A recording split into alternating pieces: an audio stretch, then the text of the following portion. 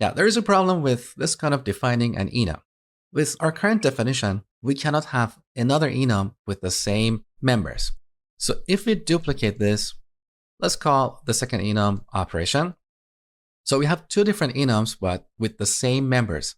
Now look, we have a compilation error saying redefinition of enumerator list.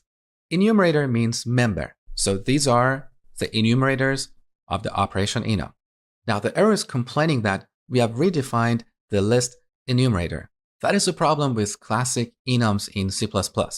So C++11 introduced a new kind of enum to solve this problem. That is called a strongly typed enum. Now to create a strongly typed enum, we just have to type the class keyword right here. So let's do it one more time.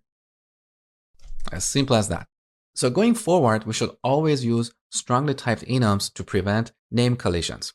Now, these enums are slightly different from the classic enums you saw in the previous lesson. So down here, now we have a compilation error. Let's look at the error.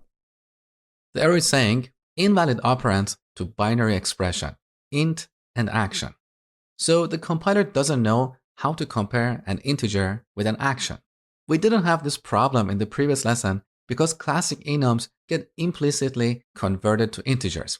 But that is not the case with strongly typed enums. So to solve this problem, we have to explicitly cast this action to an integer. So static cast to integer. And then we pass this as an argument. Okay? That is the only difference.